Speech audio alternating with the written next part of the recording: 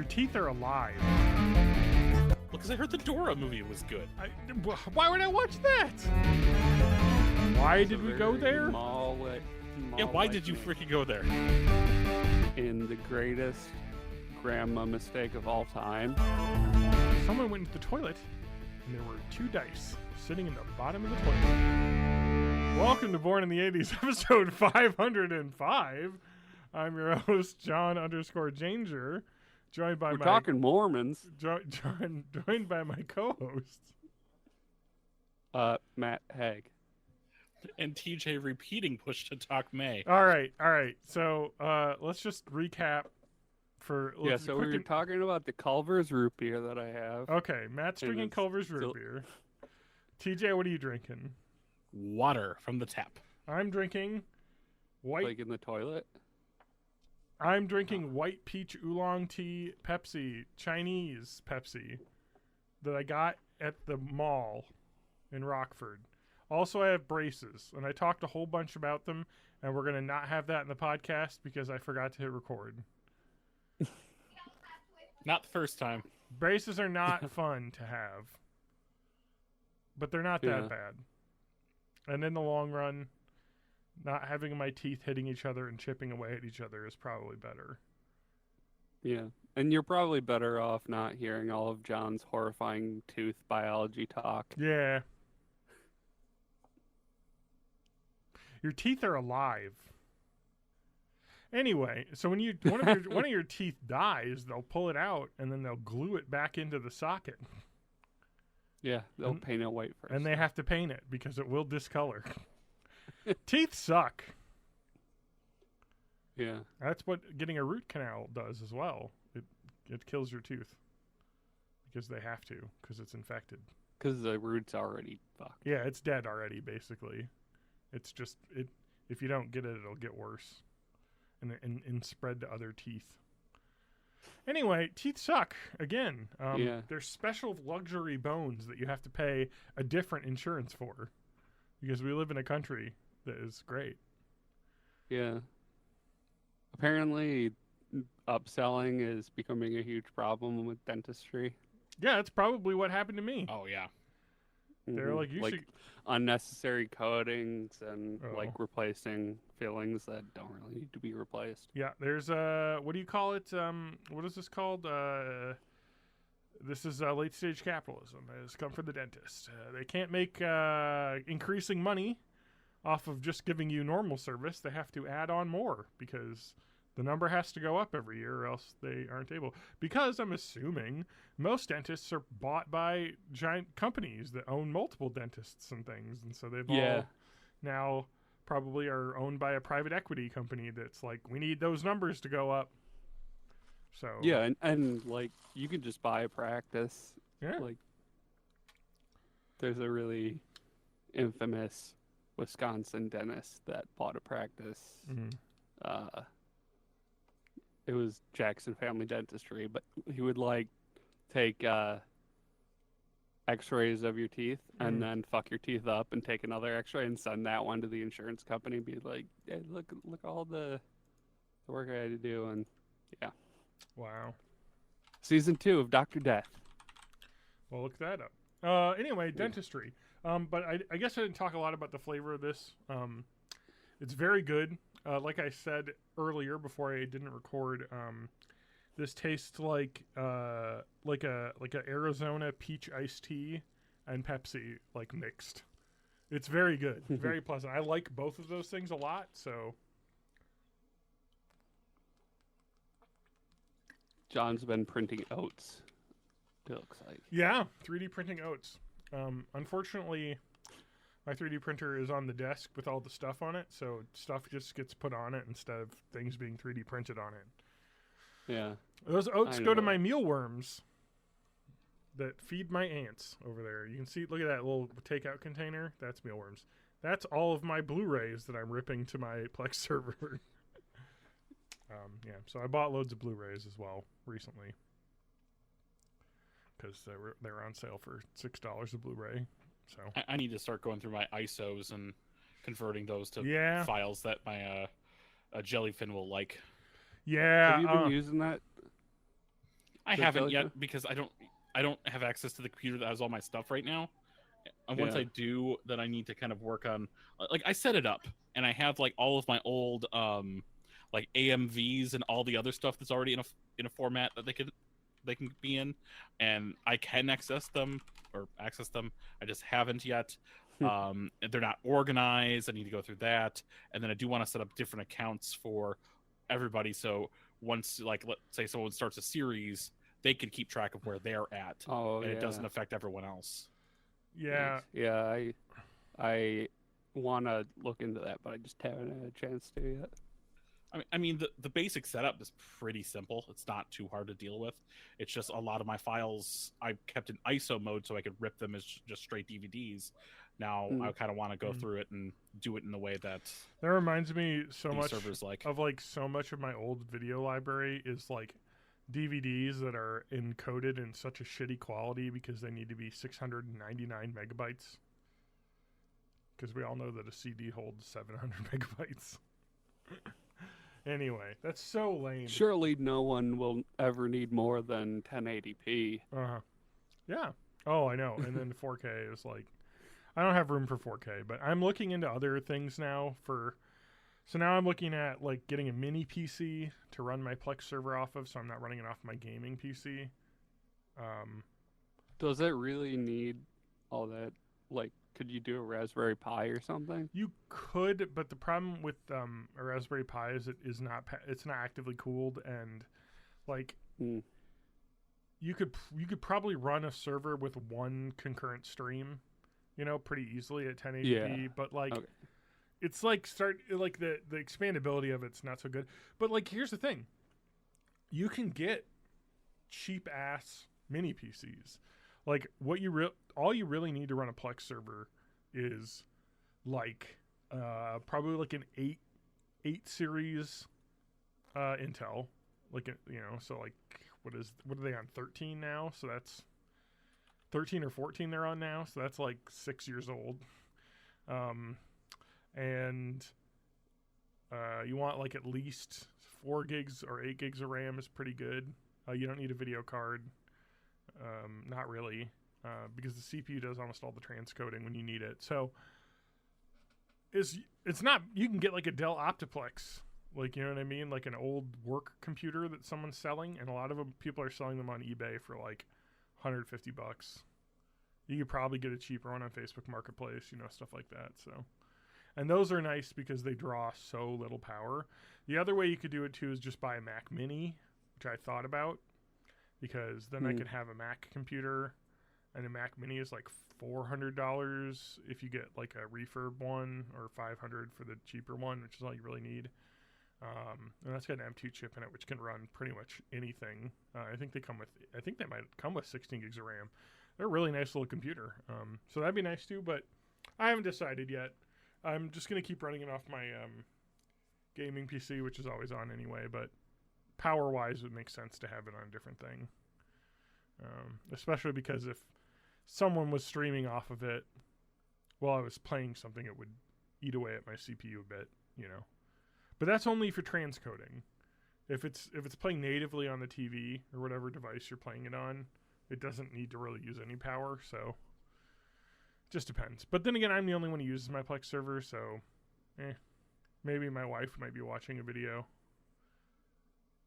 My wife.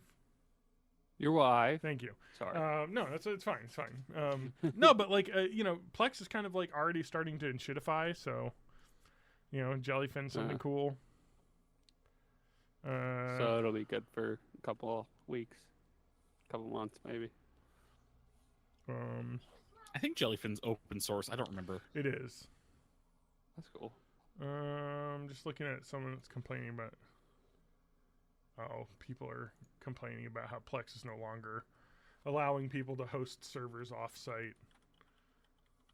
You got to do like from home. Well, when you think about it, like Plex is a company making money. You can't really make money off of a home streaming service server software. You have to like sell something, and they sell memberships, and they sell individual app licenses for each device. But you can still basically use it for free mostly. And let's say, the server service itself is free. And let's say you just have one app you want to buy on your fucking Roku. That's $5. You're in. Like, they're not making a lot of money off this. So they have like a streaming service they push on everything now. So like when you search stuff in your Plex library, it'll like search their streaming services as well. And be like, hey, you can get this. I'm like, no, I got it on my own server. I don't want to watch your copy with ads and shit in it. Yeah, so that kind of sucks, but whatever. It works. I bought a lifetime license, so I'm in. But if I have to switch over to Jellyfin, I'm sure it'll continue to get better as people get pissed off with Plex for being stupid. But right now, it's what I have. So yeah, that's, I don't know, a project I'm working on, Plex. TJ, you're still working on Jellyfin? Yeah, I got a lot more work to do, but a lot of that's going to be on the computer that has all of the media on it, and not my laptop that I use all the time. I mean, you can use an old beater PC to like run your Plex server. You know what I mean? So if you got like something sitting around, it'll probably be a Plex server. Something that's only like 2 or 3 years old, or maybe even 5 years old, probably fine. So I have like an old laptop I might do, or we have like a current gaming laptop we bought like in 2019. Like that might just be like, let's buy a newer one, and this old one will become the Plex server. But that's going to pull a lot more power than like a mini PC. But then again, I mean, in the end, when you think about it, how much is that going to actually cost? Anyway, that's boring, and I'm done talking about it. So before the podcast, John was actually talking about there's a retro gaming expo going on in Milwaukee that sounds like it'd be absolutely fun to plan and do, but it's going on now. Oh. I know. I was looking up the Midwest Gaming Classic because people always talk about it. I'm like, oh, we should go to that. Like, Matt and I and Lauren could drive over, and then TJ could drive up and meet there, and they got like people like from all around the Midwest, like U-Haul their arcade games in. They build like a huge free play arcade, and nice. There's lots of vendors selling like, classic games and stuff and showing off collections. It's just really cool. And I was like, sweet, we should do that. It's like usually like early summer, like late spring. Nah, it's this weekend. What a terrible weekend. I have so many things going on this weekend. WrestleMania is happening right now, and I'm not watching Terrible. it. You could be watching it. There's an F1 race happening tonight. There is an on-cinema video thing tomorrow night, like a Q&A thing. There's just so much going on. And this weekend's also Wisconsin Film Festival. So, like... And more importantly, the sun's going to disappear on Monday. Exactly. There's so much fucking shit going on. The dragon will eat it. Anyway, I'm excited for the Wisconsin Film Festival. I wanted to go a bunch of stuff sold out, and then a bunch of stuff I couldn't go to because I was busy with other shit. But I'm going to go see Sideways on Thursday at the Barrymore. The movie Sideways. The Paul Giamatti the wine snob film?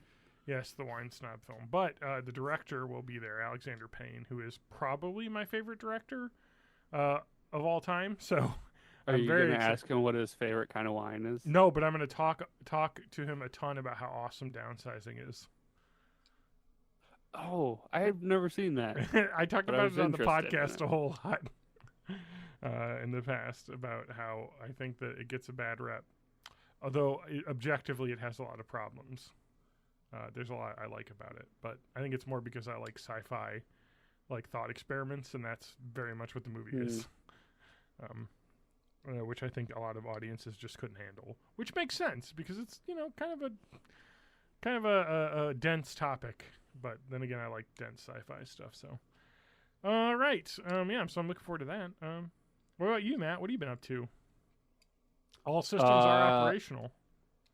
I just finished watching Starfield playthrough, and I can tell you it does not end in a satisfying way. I like that you didn't play, but you watched someone else play it.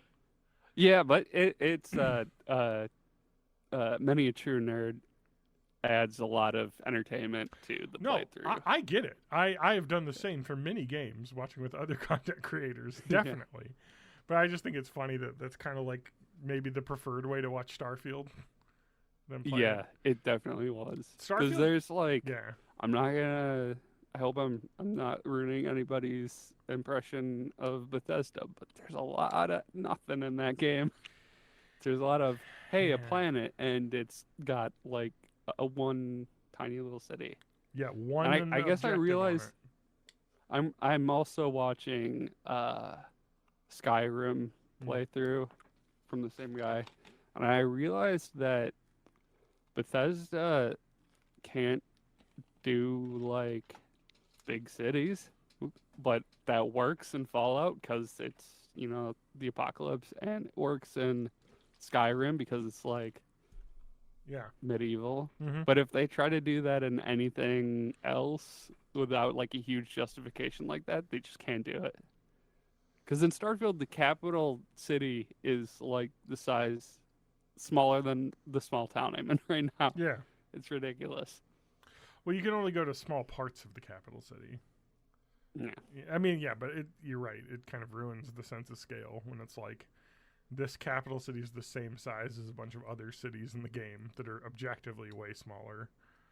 Yeah, I'd be interested to see once they have modding support for it. If someone's able to mod it so everything's on one planet, does that improve things a lot more? Yeah, I think like Starfield's a game I still hold some hope out for. Like, can they patch it to make it better? You know, they were able to do quite a lot with Fallout 76 to make that a way better experience. But it does sound like they kind of moved on. It does sound like I think it's now on to Elder Scrolls 6, which is apparently playable from what I've read, at least internally. Really? Yeah. They said, yeah, it's playable internally, 2026. Like, so okay. That's a waste. I bought Morrowind because it was like $5. Oh, yeah. So I'm gonna start playing that, and then I'll be ready I would like to by play the that. time the new one Spanky, comes up. talk your ear off about Morrowind. Yeah. That's his game. I was talking to my Because middle that's daughter like about the Skyrim. Khajiit but yeah. lands and stuff, right? Yeah, I think. Khajiit and Dark Elves. Yeah, I have not played. I don't remember where the Khajiit are from. All I know is that the next one's taking place in the one place, right? What place? I don't remember the name. I think he said the One Piece. Yeah. The One Piece? I'm looking up Elder Scrolls 6 locale. Hammerfell.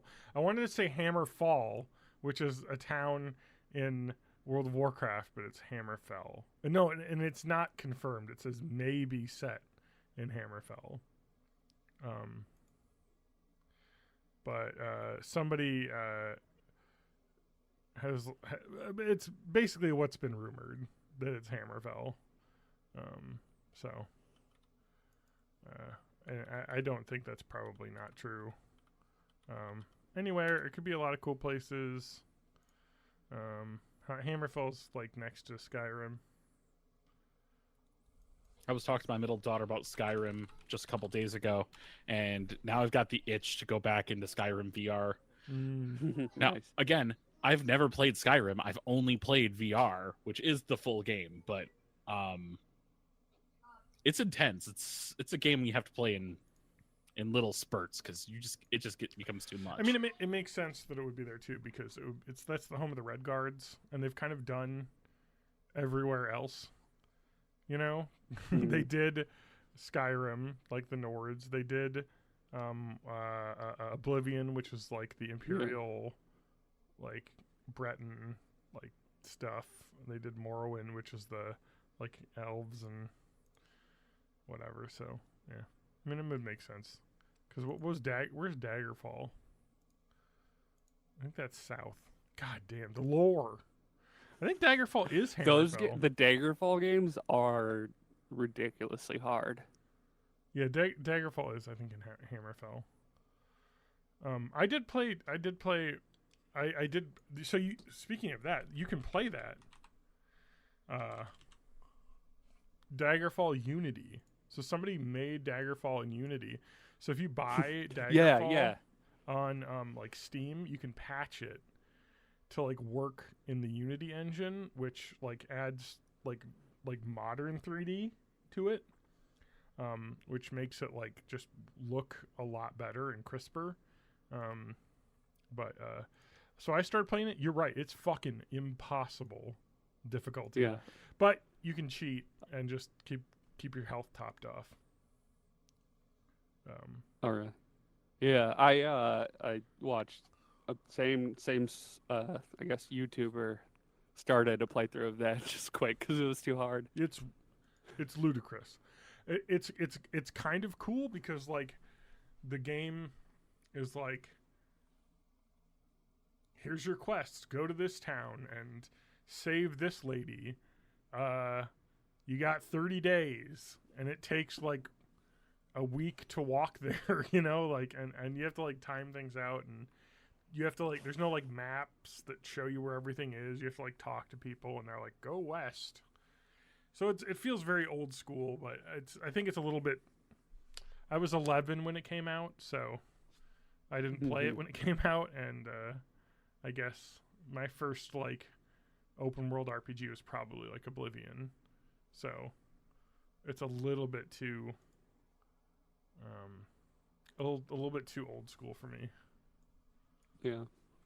If you want a similar like old school vibe but actually made now, Blood West is a really cool PS1 looking cowboy game. Blood West. Yeah, it's on way up on the list of things for me to get. Well, I'll add that to my wish list. Why not? I see it's on Steam. Ooh, yeah, it looks very cool. I started playing Red Dead Redemption 2 again because Nice. I bought it on Xbox because I had like a gift card, and sorry, let me just yell and without having the answer because I've been trying so hard to get my Xbox app updated on my computer, and it just doesn't like to update. But I think if I'm just going to look through my game library. Let me just look it up.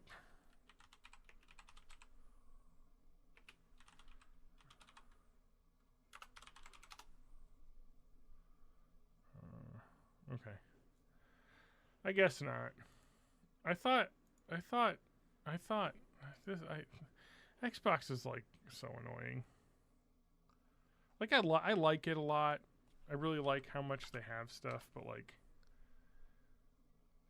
I was looking at this the other day and I thought Red Dead Redemption 2 was a play anywhere title. So if you buy it on Xbox, you can play it on PC. You know, it works on both storefronts. Mm-hmm. I can't find it when I'm searching the Xbox website. So maybe it is, and I thought when I looked at my account that it said it was, but I just check on the Xbox app, and that usually tells me. Yeah. But like, I'm on the Xbox app, and I search Red Dead Redemption 2, and it doesn't show up, which doesn't seem correct, because it definitely is a game that you can buy, and I'm assuming you can buy it on PC through them, unless you can't. Can you buy? I'm going to check in just a minute, but because apparently my app needs to be updated. That is what happened to me. Red Dead Redemption 2. You can buy it on Steam. I have an Xbox related question. Sure. I definitely have Red Dead Redemption 1 on an Xbox that is totally real and not imaginary. Uh-huh. And I heard that there's like an enhanced edition. Is that like something that would be available, or is that just like extra shaders and shit that would have been client side? At the end of the day, you're not really getting anything extra for it. Don't worry about it. You know, if it wasn't a version of Red Dead Redemption you acquired and you actually had either a disc or a digital license, you could just play that on Xbox One. It's a backwards compatible game. Yeah. Good luck finding a disc of that, though. Yeah. Actually, they reprinted it like quite a few times, especially the Game of the Year version with Undead Nightmare. Yeah. So, I believe Red Dead Redemption What you're talking about, the enhanced, there is no enhanced edition of Red Dead Redemption original. They just, if you play it on an Xbox Series X, when it plays 360 games, it will up-res them to 4K. Didn't they make a Red Dead Redemption 1 that for the Switch or something? But it is, I believe the Red Dead Redemption 1 for the Switch is just the original. Just the original. Not even enhanced. Okay. And Switch is the only one that I found that is like purchasable now. Let's see here. I'm looking. Digital Foundry says Red Dead Redemption on Switch better than Xbox 360, comparable to PS4. So I don't think it has like up-resed anything though. I think it just probably runs better because the 360 was 1080p. You know, like they didn't put new assets in it. I think the rumor is that they're working on a full-on remaster on Red Dead Redemption 2. But I don't know I don't know how much of that rumor is true. Anyway. Well, like they went through the trouble for Red Dead 2 to like physically model everything, and if they're doing that attention to detail, they had to have designed it in a way that would make it easier to design more games in that world. Yeah. So they had to be thinking of it. Yeah. They said like, yeah, it's kind of shitty, you know, what they're doing, I think, and it's something that we see happening a lot lately in video games is Red Dead Redemption Switch they're selling it for fucking $50, which is crazy for a game that's 13 years old. There are no graphical enhancements, no FPS enhancements, and no multiplayer, which was in the original game, but obviously you can't play now. I think it does include all the DLC though, the Undead Nightmare and all the other DLC. So that is an addition that was not part of the original price. But anyway, like it's like I guess if you have no way to play it, you know, you can play it on the Switch. But if you just want to play it mobile, or if you have an Xbox, like Matt does, you can just play it on Xbox 360. Like this works. Yeah. Or PS3. I have the PS3 version as well. Like I have my PS3 hooked up. So yeah, and I hooked up my PS3 because I was wanting to play some PlayStation 1 RPGs that I own, and I was like, oh yeah, I can just play them on PS3 because the PS3 can play PlayStation 1 games. Every that's the biggest misconception. Yeah, I thought people forget that every PS3 is PS1 compatible. So the PS3 is my NFL Blitz 2000 machine. Nice. Love that thing. Yeah, it's awesome. So I'm looking forward to playing. I had Lunar. Lunar. Yeah, I figured it'd be Lunar. Oh, and I couldn't find one of my discs, and I was like, oh God, no, where's my disc? And I could not find it forever. I was tearing the house apart. And then I texted my brother, and I was like, did you take the like PlayStation 1 discs with your like the binder? Because we put them all in a binder for some reason. Because, you know, that way when you lose the binder, you lose your entire game library instead of just one game. I had my PS2 game binder. Yeah, you don't do that. It's terrible because when you lose the binder, which is much easier to lose than a box full of DVDs. So he did have it, but he did not have Lunar. He had like Final Fantasy VII and all the other games and everything. And I was like, oh no, where's Lunar? I could not find it in my house. I found the disc case for Lunar. It had the cloth map, the soundtrack, the making of, and disc 2, but not disc 1. And I was like, what the fuck? Where do you think it was? In the system. It was in my PlayStation 2 that was powered off and stored. And so I plugged it in. I didn't have the PS2 plug. I didn't know where the fuck that was. And then I remembered, oh yeah, a PS3 plug plugs into a PS2, even though it's not the right shape. Because the PS2 has the square circle, and the PS3 Slim is just 2 circles, but they fit. It's the same exact power. Yeah, the figure 8 is fine. There's nothing wrong because it's not polarized. Well, I didn't care if it broke. I just needed power to get the disc tray up. And sure enough, pop the disc tray. Disc tray creaks open slowly and shittily because it's falling apart. My PS2 sucks. It's from like, I bought that with my McDonald's employee money on my birthday. and I think it was my 17th birthday. So that was 2003, 2002, somewhere around there. Like, so it was like a couple years after it had come out, but yeah. So I bought a refurb from GameStop for like $150 or $160, and I still have it, and it plays. It doesn't read some discs. Actually, it doesn't read Vice City, which is a thing. Vice City discs don't like to be read; they like break. Really? That's like a Smash Bros. Brawl on the Wii. Yeah. It's a dual layer disc, and some Yeah. systems just don't read that very well. Yeah, it's probably just whatever the laser is in my system just doesn't like to read that disc. So I extricate it and then put that back in storage. So I have that. TJ, if you ever get your Jellyfin server running, if you ever want to have a movie weekend, you could always borrow a crate of my movies. Oh, that sounds great. Yeah. I'm obviously not going to rip them or anything because that would be legal, but you could watch. Oh yeah, them. of course I wouldn't. You watch them at home. Yeah, I'll watch 50 at a time. Yeah, I got a lot of animes, like full animes and everything. So, Excel Saga. Probably don't want your kids watching that one. I think I have Excel Saga on my. It's about like spreadsheets and shit. Yeah. No, it's yeah, not. Yeah. Yeah, it is. Spreadsheets and anime titties. There's the episode No, title. I think that's currently on my Jellyfin right now. Oh, okay. Yeah. It's just not sorted in order because of how I got each episode. Yeah. So I've just been ripping a lot of Blu-rays and DVDs and getting my entire physical collection onto my computer, and then rather than on like shelves stored in huge those containers over there, like blue Rubbermaid container full of DVDs and Blu-rays. So it's been going well. You didn't get it like a cool DVD tower that twists around as it goes up. Yeah, hell yeah, dude. The ones that are like completely useless. And then they're so like top heavy that they tip over when you accidentally brush against them. Yeah. A really great design. What was it? Did I talk about? No, I didn't talk about this on this. And for Blu-ray. Anyway, I may have ranted about this before, but so I was like ripping Dragon Ball Z Kai Blu-rays that I have. So I have seasons 1, 2, and 3.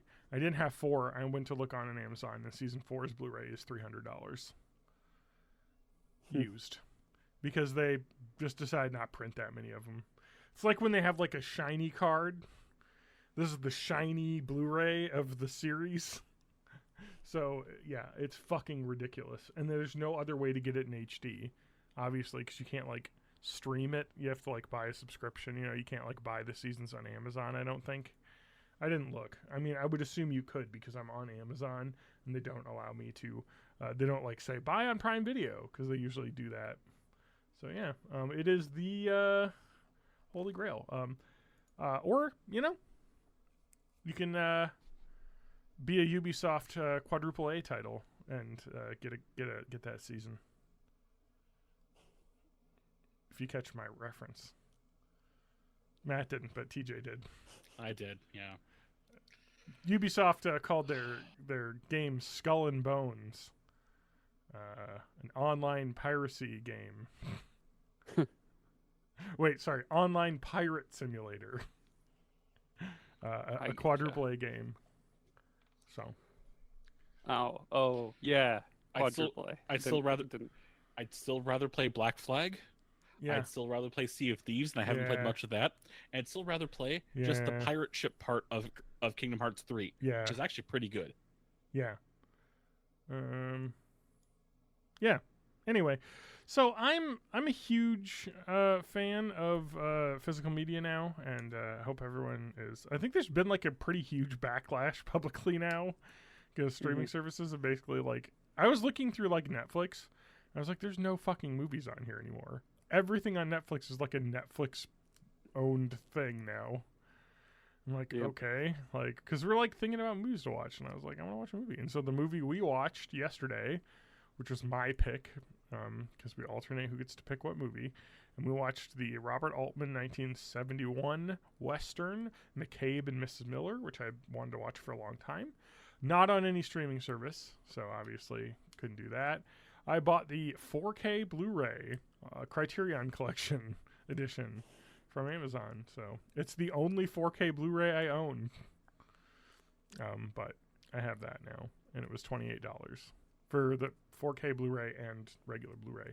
And the regular Blu-ray will be on my Plex server. Amazon sent me just the regular Blu-ray edition, even though I bought the 2-disc edition. If you look at them side by side, they are identical packaging, except for one of them has a sticker on it that says 4K and then in little text 2-disc instead of 1. And the one that they shipped me was open already, which I assume somebody else had the exact same thing happen to them, where they bought the 2-disc version and they sent them the single disc. But they sent me the correct one this time, so yay! I won't talk too much about that movie because none of you guys have ever heard of it and don't know what it's about. So It's about that lady you said. Mrs. Miller, and yeah. Miss Miller. forgot the rest of the title. McCabe. McCabe. Oh, McCabe's Navy. Yeah, McCabe's Navy. You got it. Got it in one. No. It's just a Western about a guy who wants to set up like a gambling parlor in a like mining town. And and then this lady, Miss Miller, shows up and is like, hey, you should set up like a whorehouse as well. And you can make a lot of money. And so she runs the whorehouse and he runs the gambling saloon. And then, basically it's a Western and like the mining company's like, hey, like, we should probably own that, right? And he's like, yeah, well, pay me this much. And they're like, okay. And then they leave and then a guy comes back and he's like, hey, I'm just here to go hunting, also, did some guys try and offer you some money for this? He's like, yeah, but, I want to still negotiate with them. You could tell them I want this much now. And he's like, yeah, I'm not the guy that negotiates, if you catch my drift. I'm a guy with 2 guys with guns that's here to make sure that you're not around anymore so we can have your whole city. Like, yeah, so it's just a Western. Yeah, it's very good. Kind of a Magnificent Seven. Yeah, a little bit, plot. except for that it's just kind of one guy against the people that want to kill him and take his property. But it's really good. I mean, it's just a gorgeous movie because they filmed it all on location in British Columbia, in the mountains. Like, they built a little town, so it like looks amazing, and it's like snowing. It's just great movie. Top 10 Western of all time, probably top 5. Especially because it's like takes place in a different part of the West. Because when everyone thinks of the West, you think of, Texas. You think of New Mexico, Arizona, the Southwest. But no, this is, it supposedly takes place in like the Cascade Mountains in like Washington State. But that's really good. Really, really, really, really good. And it's an Altman movie. So it's all, the way Sam he does. Altman. No. Different one. Not related, hopefully.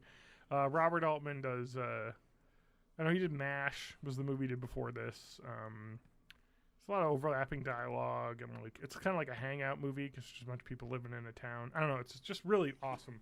Oh, so it's like 70s, from the 70s. Yes, 71. I was imagining older. Oh no, 1971. So Okay. Warren Beatty plays McCabe. Anyway, it's really awesome. Highly recommend if you get a chance to check it out. But you can't because it's not on any streaming service. You'll have to buy it or rent it. There's a nice irony about, like, the movie about the capitalists coming to take your shit, and it's just not available anywhere. So But like you think about like the West back in that time, and it's like you can't even buy this. No, you can buy it. Okay, it's $10 on Amazon in HD. I was like, you can't even buy it. You can only rent it. No, you can buy it. But no, but you just like think about the West is just like the plot of that movie is like he like lowballs these guys who own the mining company that want to buy the establishment from him, which was kind of the goal to begin with. You build this up, mining company buys it off of you, move to another fucking boom town, and start again. But he lowballs him kind of like jokingly with a little bit too much. He's a poker player. He's gambling a little bit here. He or not lowballs them, I guess. What highballs them? He asks for way more than they offer. Yeah. And they're insulted and leave. And then of course, this other guy shows up, with a big gun and two other guys with big guns, and they're like, "Yeah, we're here to go hunting. Where's the good hunting at?" Also, hey, did you get you talked to some guys from the mining company? Oh yeah. Yeah, and he was like, "Yeah, let me. The original offer sounded good." He was like, "Oh yeah, that's cool. Well, I don't do the negotiating. It's too late. And then they're like, "Oh shit, zombies!" That's already happened." Yeah, that's Red Dead Redemption. Oh right, I Yeah. get confused. Yeah. So, no, but it's so good. I just, man, love a Western. So, yeah. So speaking of streaming services, so since Netflix has now brought the no more household sharing thing to the U.S. because we're no longer able to share with my stepdad, he has canceled his Netflix. Oh, And, why? And we, He wasn't because using it. he wasn't using it too much. He was basically paying for it for us to watch. Uh-huh. So he has switched to having both Paramount Plus and Stars. I know there's the Paramount Plus Showtime deal you can get, but he didn't want Showtime. He wanted Stars because he wanted movies and not the Showtime original stuff. Showtime does not have a lot of movies on it. It does have some, but not many. So what should I watch on Paramount Plus besides all the old episodes of Double Dare? Paramount Plus has like Nickelodeon stuff. Yeah, it has all the MTV stuff. I need to watch that Halo series now that season 2 I've heard that Halo series starts kind of meh, Slow. but then I heard season 2 got really good. Every Star Trek ever is on there. So that is what I watch on there. Lower Decks. Paramount Plus is actually pretty good. Another really great thing on Paramount Plus, they have all of like the old Beavis and Buttheads. Okay. Which is really fun. They have some South Park.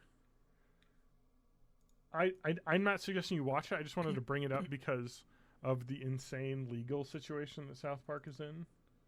Because I think they're being sued because they're supposed to be on Hulu, but they got to deal with Paramount Plus to put their stuff on Paramount Plus, but they're not like episodes. So the show is now like, rather than doing episodes, because if it was new episodes, it would have to be on Hulu, but they're doing specials for Paramount Plus that aren't episodes. But it's like, here's an 8-part special that's on Paramount Plus. This is like basically the new season.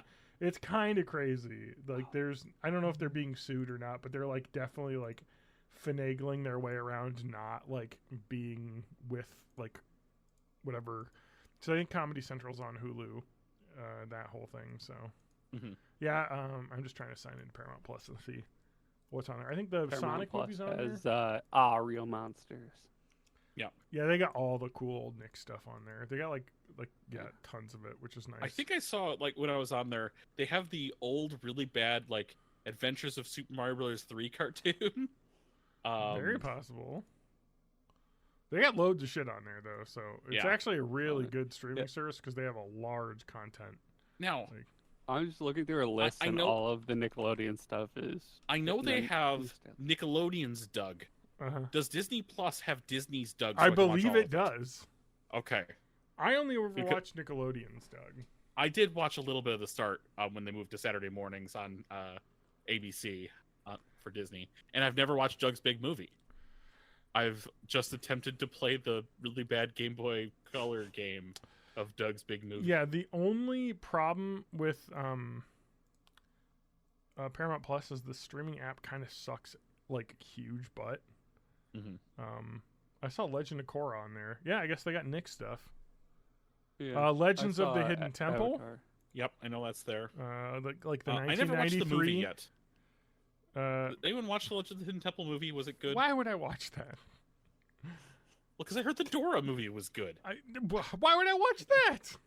Oh, MTV's Celebrity Deathmatch. They have like all the old stuff from MTV on there. I might watch some of the old. They got Daria, Jackass, Wild Boys. Like they got lots of cool shit on here. It's actually pretty. I like their streaming service because A, it's not that expensive, and B, you can get Showtime and Paramount Plus ad free together. I think for like $13 a month or something. It's something like that. It's It's either so 12 or much 14, cheaper than yeah. Netflix. Yeah. Netflix is so expensive. I used to watch so much Comedy Central presents. Oh, I did too. I'm sure it all aged great too. Nope, it didn't. Yeah. Netflix is like, hey, well, you can watch the standard with ads. That's only $7 a month. Of course, it's Standard definition. Oh, it's not standard definition anymore. They did up it. Oh, okay, so it's no longer 480p. No, it's 1080p. It says full HD. Okay. But it's one device simultaneous. 2 devices. So they. Wait, what? Yeah. The one with ads is 2 devices. And download supported on 2 devices. Yeah, standard with ads. Ow.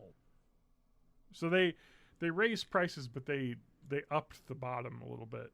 I guess whenever Stranger Things comes out, I'll get on it for like a month but it and then is. get off of it. Here we go. Although they'll Netflix. probably split the season again, just like they did last time.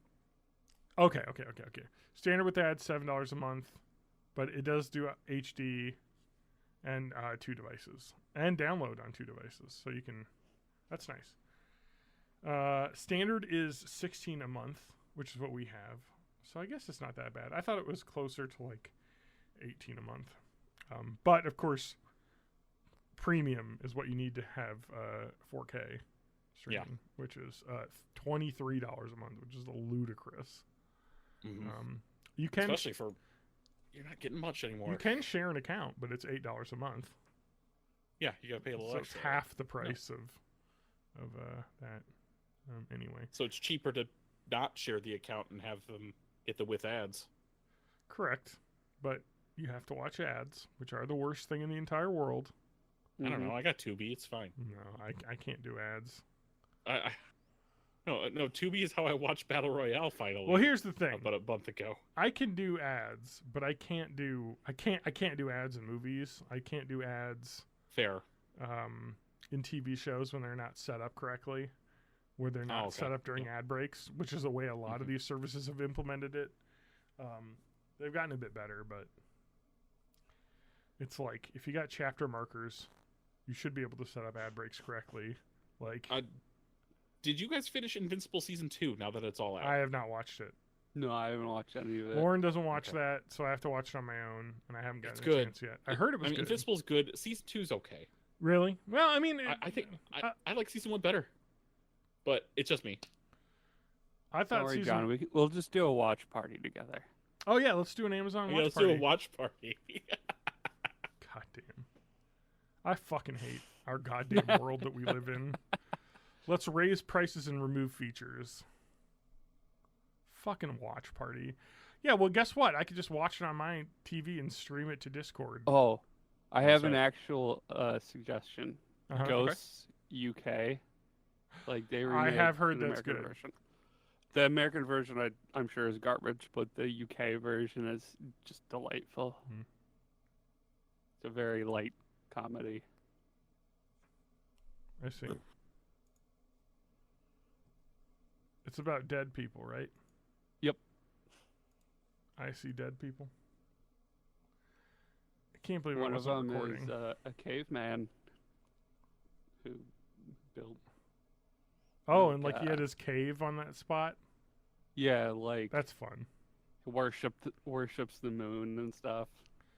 I saw in the American version there's a Viking. Is there a Viking in the English version? No. Oh, that would make sense because there were Vikings Boy in Scout England. leader. Yeah. Yeah. Who got killed with an arrow through his neck.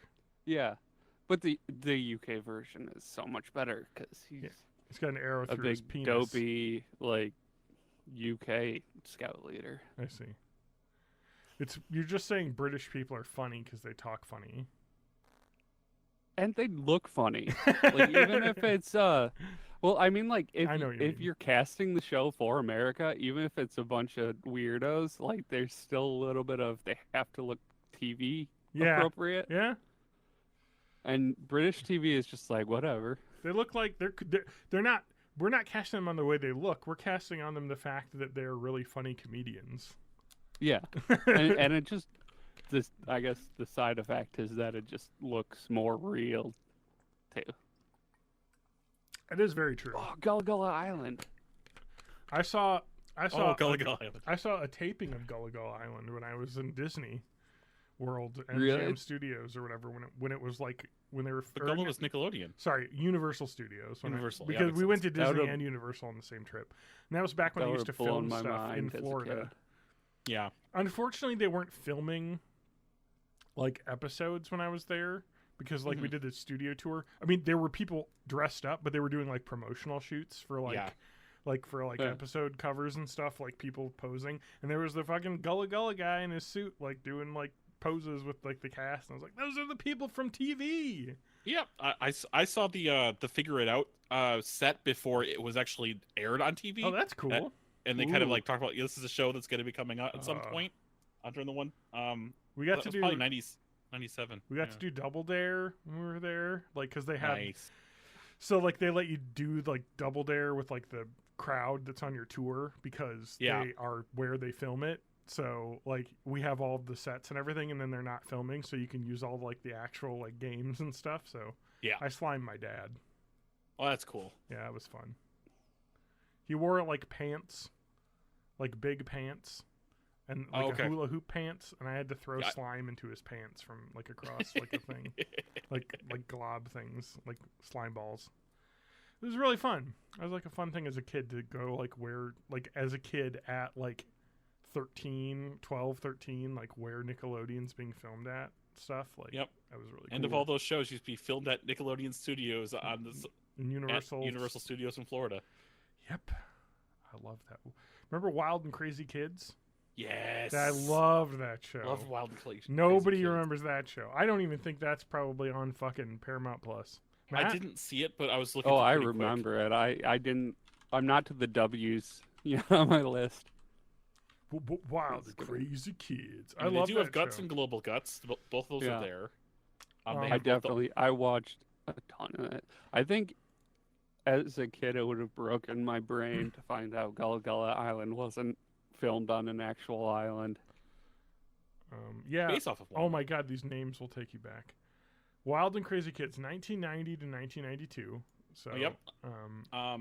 Omar Gooding, Donnie Omar- Jeffcoat.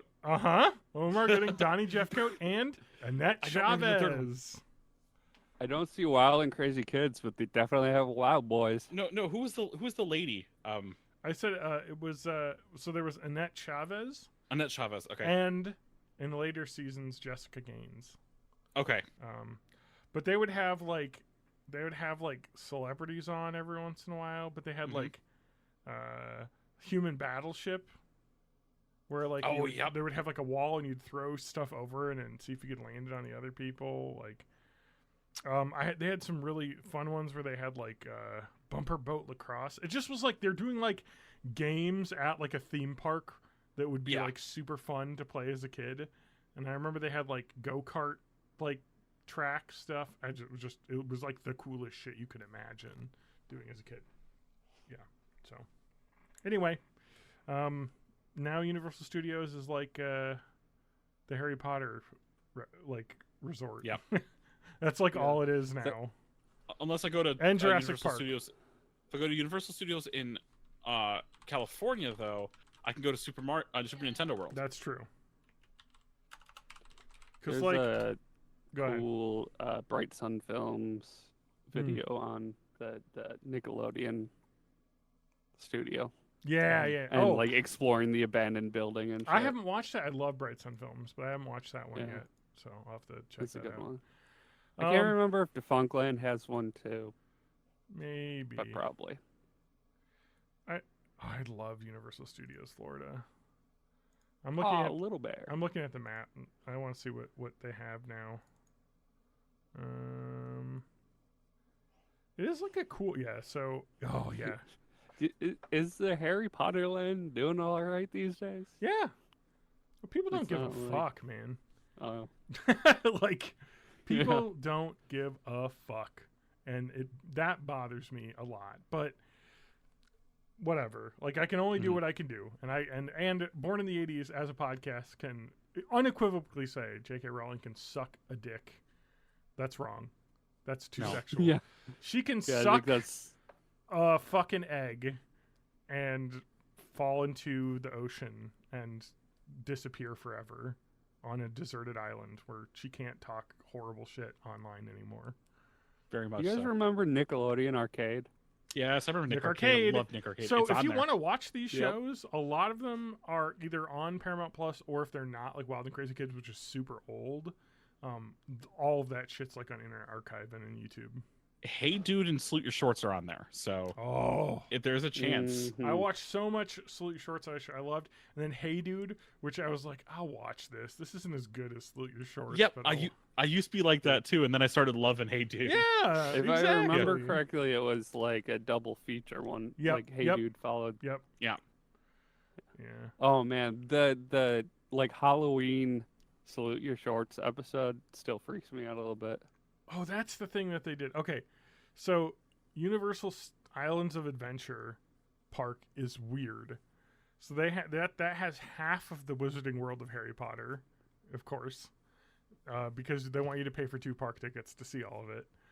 Yeah, of course. Hogsmeade and Hagrid's Motorbike Adventure, and I mean it is really cool that they have like the train that go to Hogwarts. Is you Mhm. travel from one park to the other in the train, you know, so it's kind of like a thing. I mean, if you're a kid, it would be huge. But they have the fucking Dr. Seuss world, like, which is so insane that's like a thing. But then they also have the Spider-Man ride, a bunch of the Hulk coaster. They have all this Marvel shit that they had before Disney owned Marvel. And so it's kind of like a weird like thing. And then if you go to Universal Studios other side park, there's Diagon Alley, which is in the other park. But then they have the fucking Mummy shit, Despicable Me stuff, Shrek. Of course, the horror makeup show, which I saw, is awesome, and I definitely recommend. It looks like they don't have Jaws anymore, which is crazy. They used to have a whole like Alfred Hitchcock land. Yeah, I don't know if they have that anymore. I'm not seeing it on this map. No, they just have like bits and pieces that are still there, but I can't remember what it got It replaced looks like by. they still have like Probably Harry the Potter. Simpsons stuff too.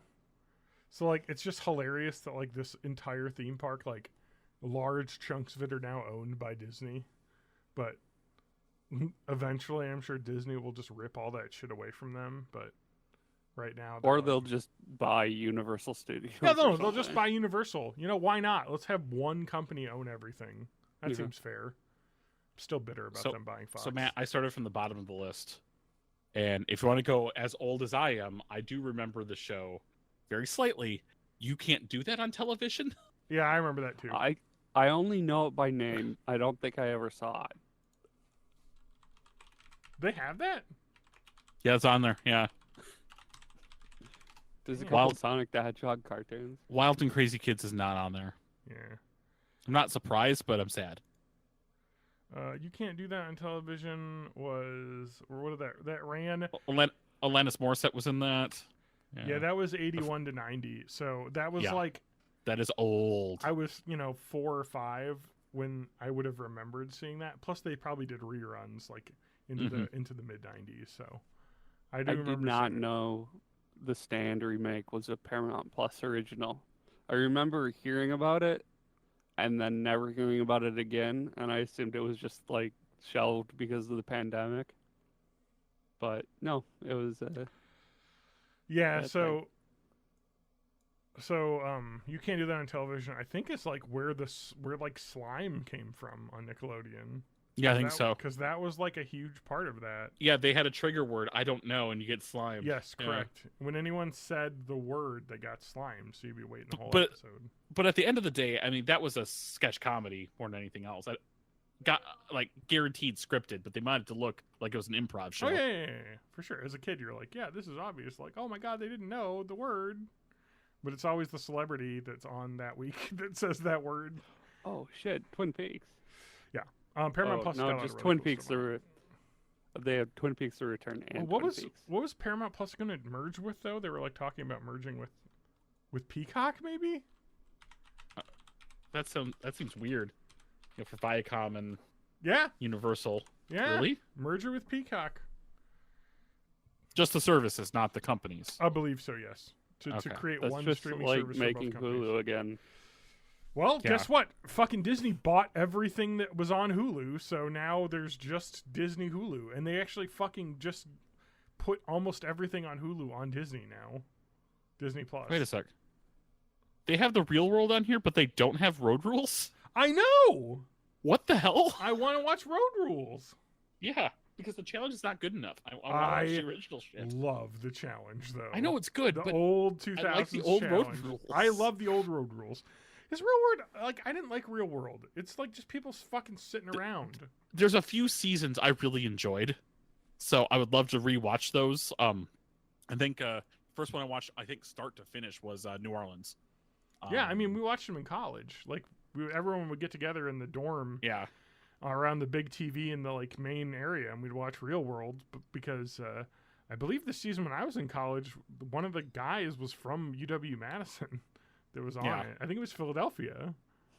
I think that was the one. Anyway, but yeah, we watched that. But Road Rules was like they actually did shit, like because they would like do challenges and stuff, which was fun. And like then the once challenge. And then once things like Big Brother and Survivor got popular, Uh-huh. then in the Road Rules, they started doing the thing where if they would fail a challenge, someone had to get voted out of the van. Yeah. And then they'd have a new person come in. Uh-huh. I don't know. I liked it more classic, but that was just me. I agree. Why does it have to be like a game? The whole point is they go on the road trip and they earn money by winning challenges. Yeah. Like, anyway. And they win like a sick Nokia phone. Like dumbass shit like that. Oh my god. What did I have to talk about? What are we at? Dentistry, Chinese, Pepsi. I went to Cherryvale Mall today.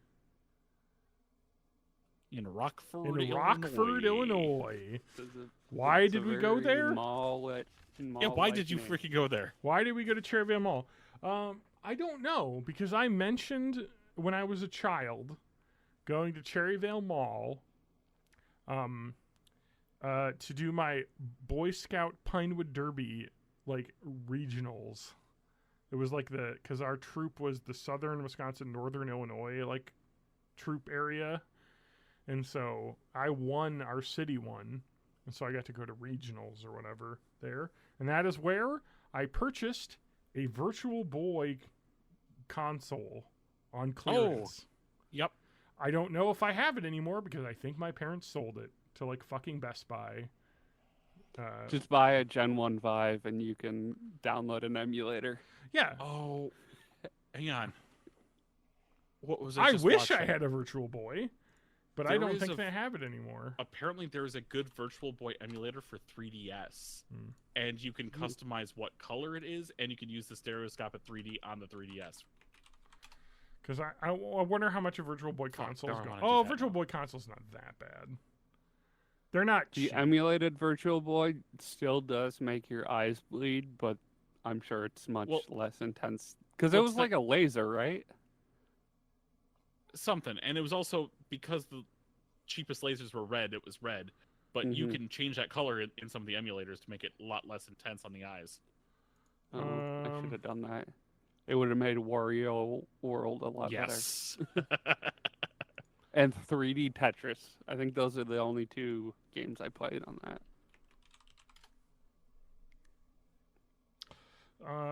I hate eBay sometimes. Sorry, I have to go to Virtual Boy, and I have to... So when you search things on eBay, what you do to search to see how much stuff costs is you have to search by sold. Because if you just search by that, you will see what everyone is listing for $800. So this Virtual Boy sold for $450. I saw multiple buy it nows for $250 though. Here's one that sold for parts, $150.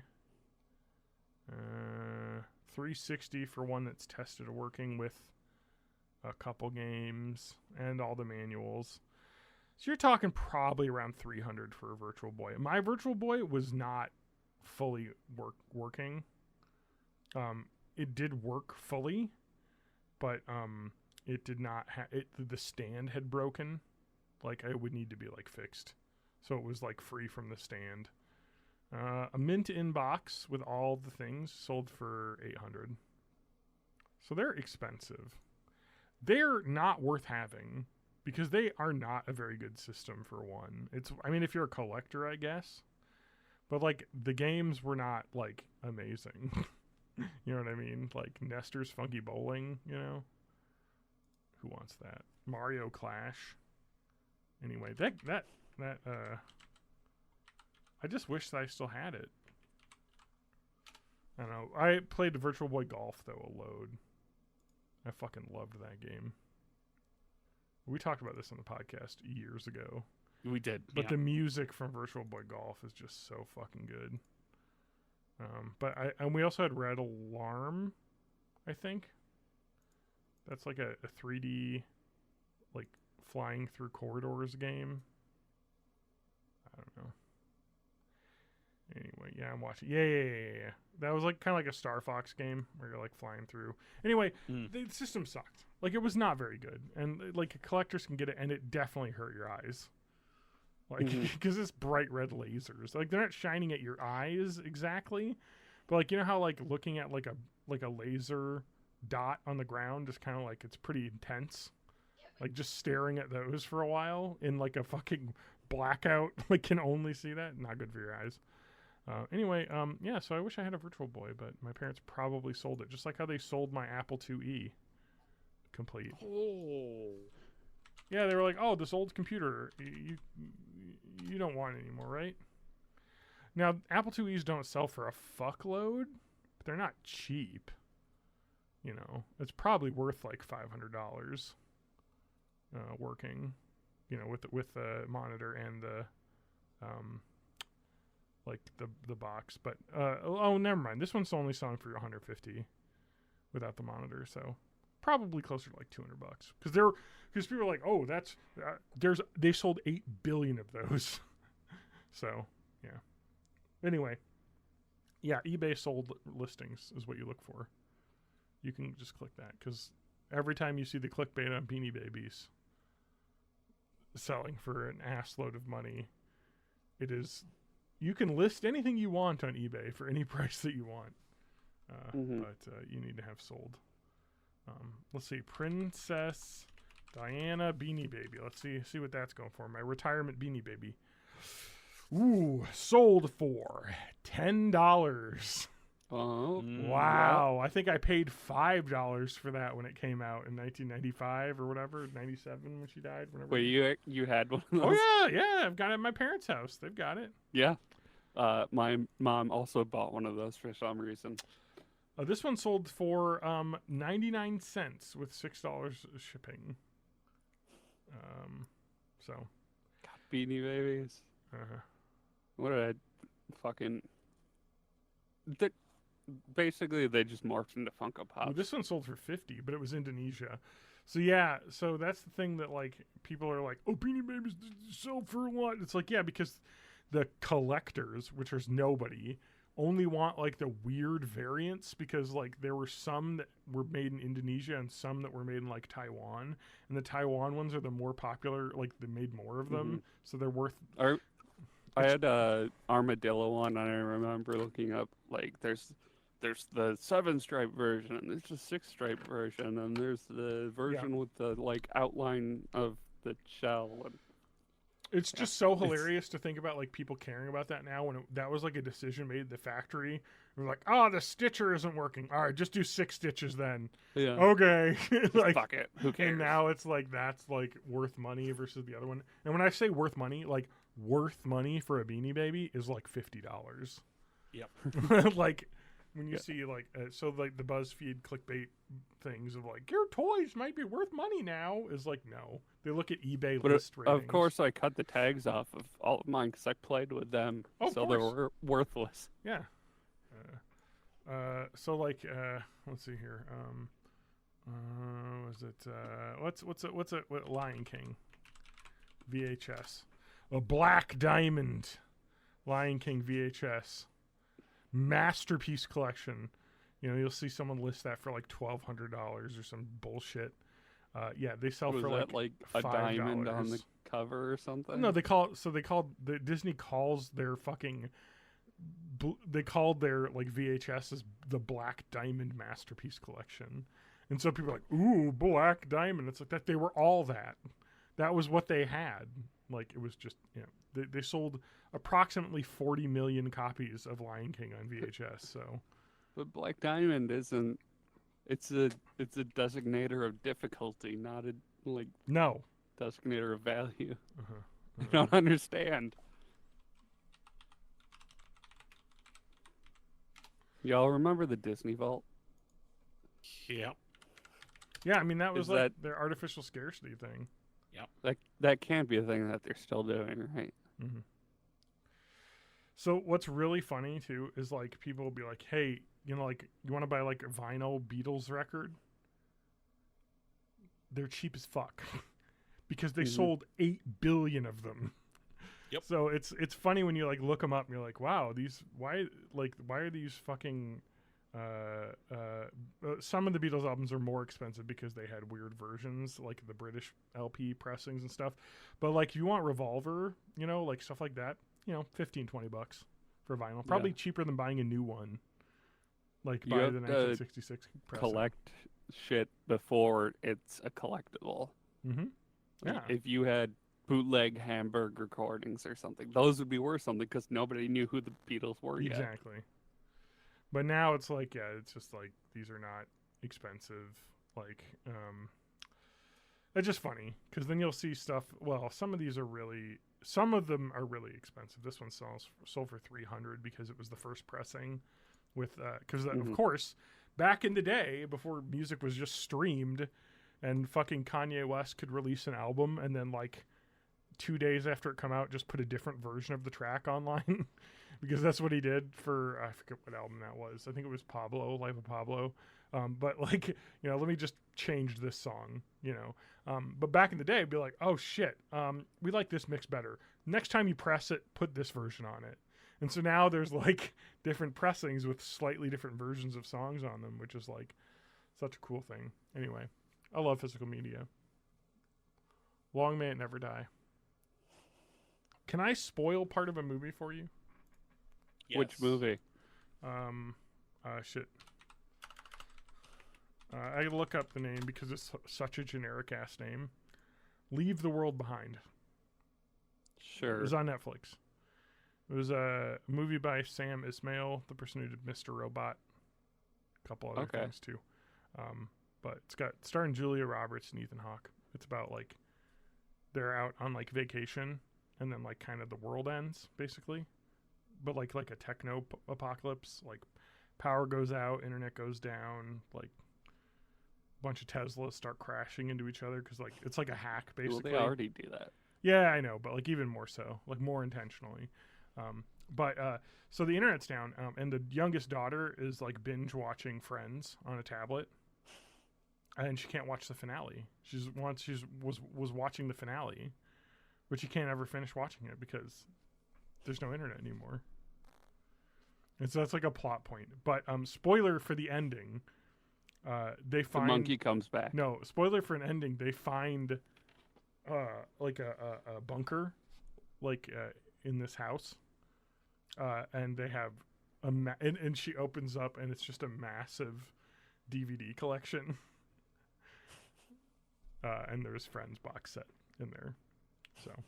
It's the very ending of the movie, which is like the movie's just like the ending thing is physical media rules. But it's like that's the thing. Sounds like the whole movie could be called Vindication for John. Yeah. No, but like I don't know, when you think about it, like we had our internet down for like a weekend. And yeah. Let's break out the DVDs. Let's watch some Simpsons DVDs. Like, I don't know, it's just companies are like specifically choosing not to put out Blu-ray versions of stuff now because they don't want you to own it. They want you to pay a monthly access fee to it, which is bullshit. Yeah. So. Yo ho. Did you see the newest rant I put on our Discord? I mean, it was social media too. The Crew, Ubisoft's The Crew. Do you see the video from what's his name, the YouTuber, Annoying Orange?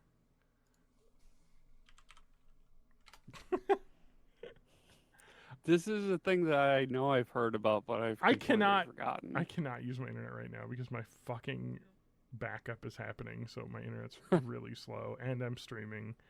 Yeah, all right. It's like, oh my god, it's one of those dumbass names, right? Like Concerned Ape. You know what I mean? Like you know what I mean? Like one of those like fucking YouTuber names. Accursed Farms is the YouTuber. I wanted to get it right because I wanted to give him credit because he like really went hard on like finding lawyers and stuff to come up with like legal things. So The Crew. Oh yeah, is this the game preservation or like? Yeah. So Ubisoft put out The Crew in like 2016 or whatever. Sold 12 million copies. You know, it's an online-ish game. It's like a like a single player like car where they like built the whole US basically and like 1/16th scale basically, so you can like drive from coast to coast, which is really fun. I actually have a YouTube video of me playing it, driving coast to coast, with the audio cut out because of course there's licensed music in the game. So anyway, that game is a so it was kind of online because it had like leaderboards and everything, and you had to authenticate because it's a Ubisoft game, so everything has to be online. What they did was in last December they were like, okay, we're not selling this game anymore because we're going to sunset the servers in April of 2024, April 1st. That's happened. They did not patch the game to make it so you didn't have to talk to their authentication server to play it. So now when you load the game up, it just doesn't play, even though it is a single player game.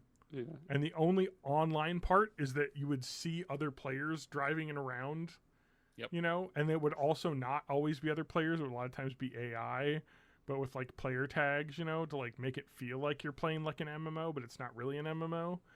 Anyway, this happens all the time with games where they like drop the authentication servers, but then they patch the game so that it doesn't require that talk and you can just play it as a single player game, or they'll patch out the multiplayer because they're not doing it, or like open source it so someone can do their own thing, which people are doing for The Crew now, by the way.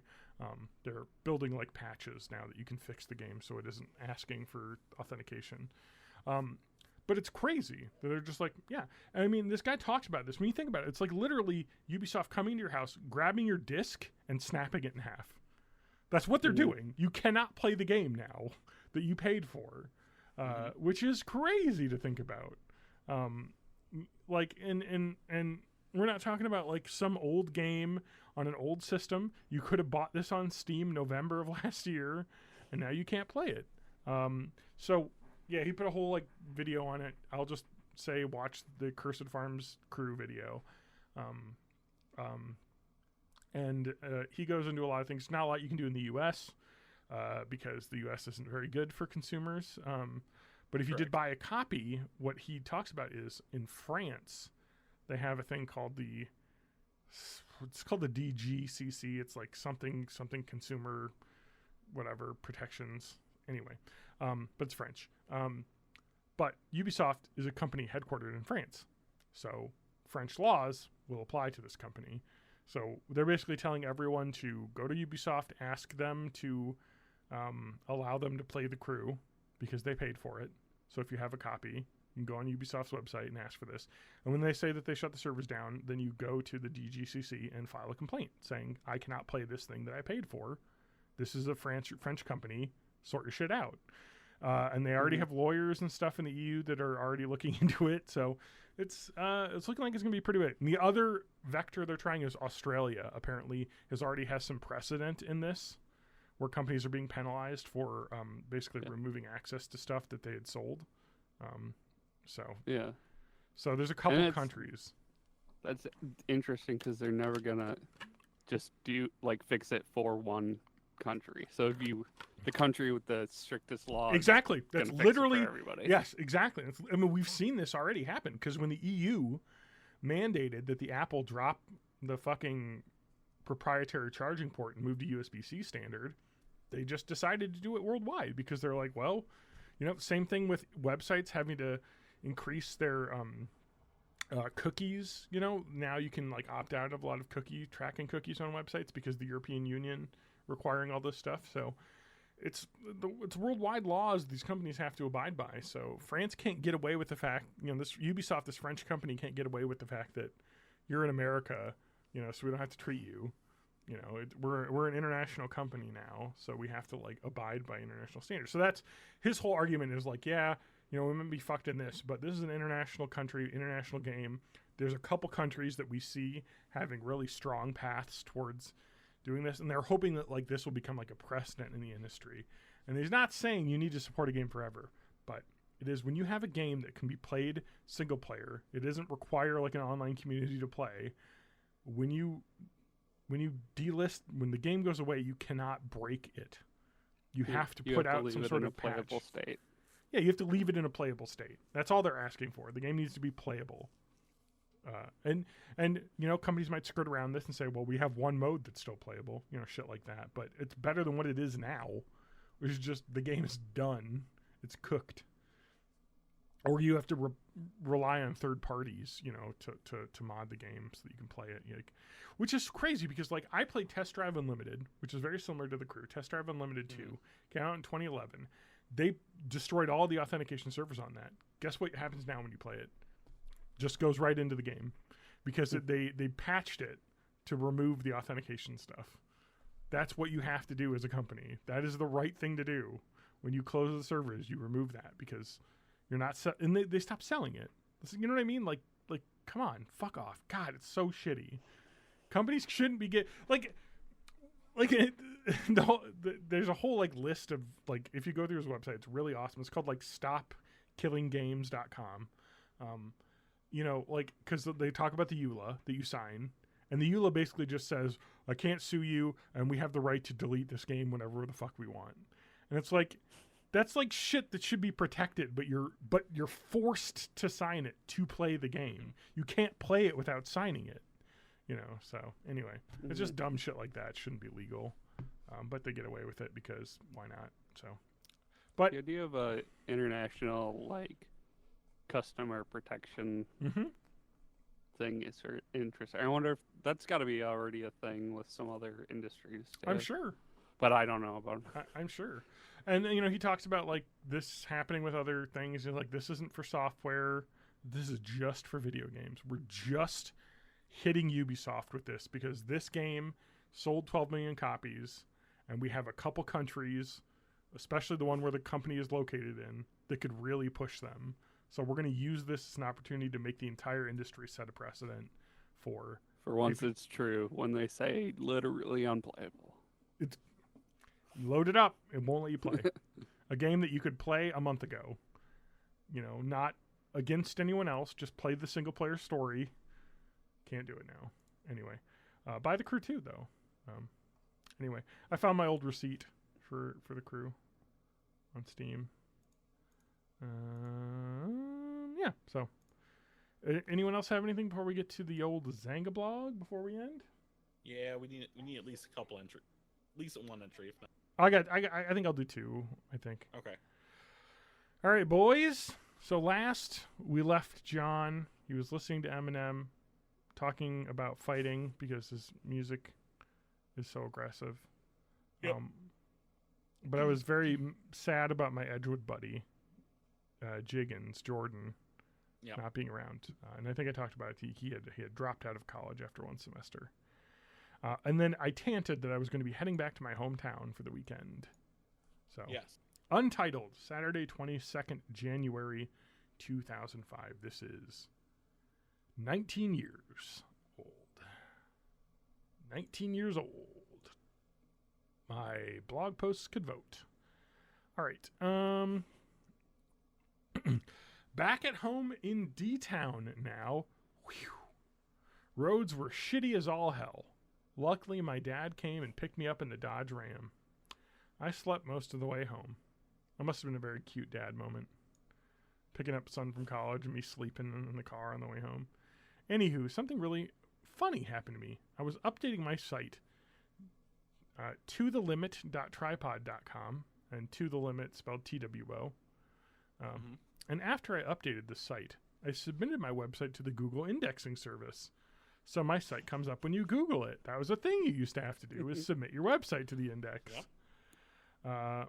If you have safe search off, which you should, damn censors, when you type in to the limit and search, you will end up with many results with my site at the top. Here's the funny part. Every other site listed on the page is for some bisexual hookup site.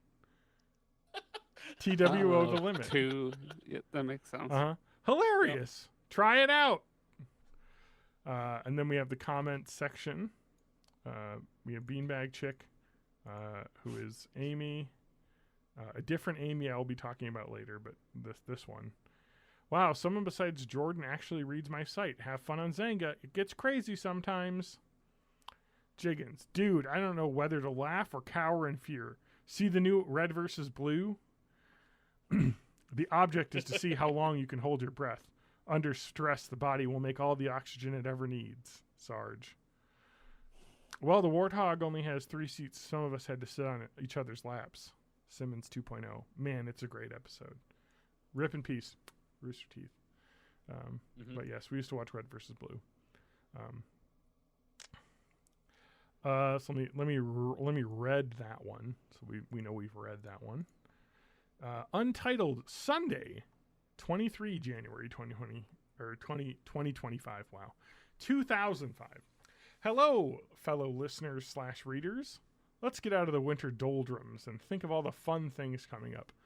Another full semester of classes. This is, of course, during winter break, basically. Actually, it isn't because I had just come back from winter break, but it was the first weekend. Full semester of classes, 5 performances of Jesus Christ Superstar, which is what the musical that I was in Darlington. Nice. The 2005 performance. Oh, in Darlington. Uh-huh. This wasn't a big city Madison production. No, this is hometown movie music theater. Buying books, paying for tuition, doing homework. I am playing an apostle in the rock opera Jesus Christ Superstar, and I am freaking out about this performance. And I spelled freaking with a PH. Which one were you? One of the good ones? I was not Judas. We perform next week, and we're not ready yet, which is every performance you've ever been a part of. Though today / yesterday's performance went quite well. I think I was talking about the dress rehearsal. We have quite a bit of work to do. After practice, we had a cast party, and not many people showed up. We shot pool, had some fun, and I unveiled the movie I helped to create to a whole new audience. The movie went over pretty well. It was laughed at and thought of as stupid. That was the idea. And the director, Jeff, took the copy I had. I don't know what movie this is. I don't know what I'm talking about here. The movie that I helped to create.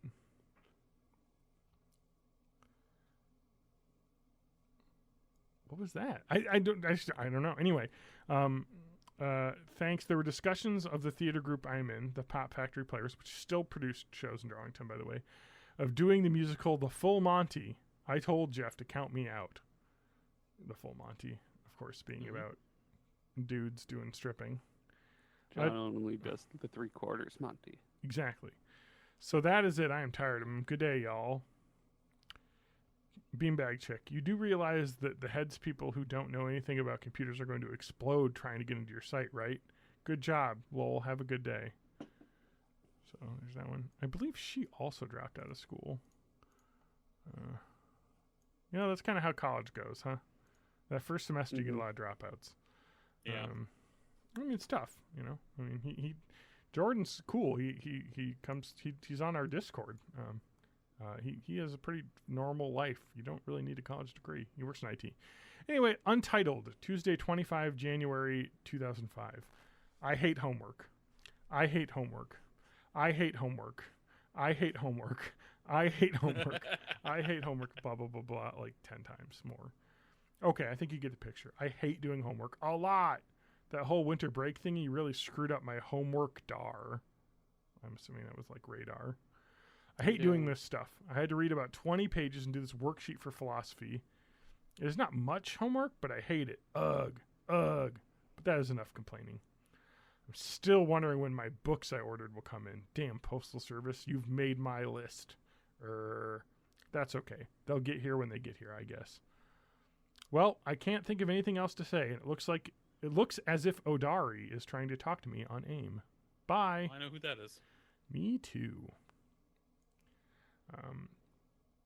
Let's see here. Pixies. You're subscribed to me, so hi. ... Hey, I was in Jesus Christ Superstar. And then I've written unknown here. I'm thinking this might have been me that responded. What's the buzz? Tell me what's a happening. ... Yeah. And then Jiggin says, me too. Weird. And then I write, hey, I'm here. Pixies. Oh no, it must have been somebody else then. Pixies, I subscribed to you because you're random. I was randomly going through sites and I saw a Beck album on your page. Beck is awesome. And I am an apostle. I really like his religious beliefs. Yes. I don't know Beck's religious beliefs, but... He's a Scientologist. Is he? Yeah. Aww. I think he might have been born into it, though. Maybe he was Maybelline.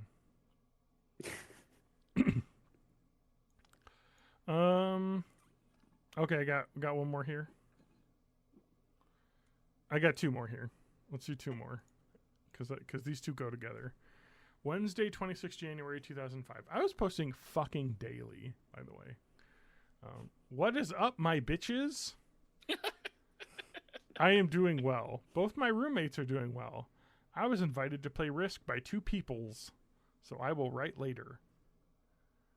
Untitled, Wednesday, 26 January 2005. I got back from Risk and ... I lost! We played Mission Risk, so it was a short game. It was okay. I was doing pretty good, and then someone finished their mission faster, so I'm a terrible strategist. Good thing I'm a pacifist. Anyway, today was another exciting day of classes. It was wild, wow, except for not. My books are not here yet. Arrgh. I got assignments to do, and I hate borrowing books. Tomorrow night is a dress rehearsal for JCSS, and I am pumped to get back and sing. This show will be fun. The weather will be fine for driving, and I got a one-day parking pass. Woohoo! I am right now feeling good. This weird thing happened yesterday. This girl I know, Erin, she sent me something on MSN titled Naked Drunk. I naturally accepted the transfer. Asking, what is this? A few times, no answer. The file was a DOS file, and with my computer skills, I knew that it was a virus. Sweet computer skills. I know. So after the transfer finished, my mouse got the little hourglass symbol next to it. I had to work fast. I quickly found it, manually deleted the file before it was allowed to boot up. I went back to MSN Messenger to say, what the hell was that? And she was offline, so it must have been an automated virus sent by MSN. So I was fine.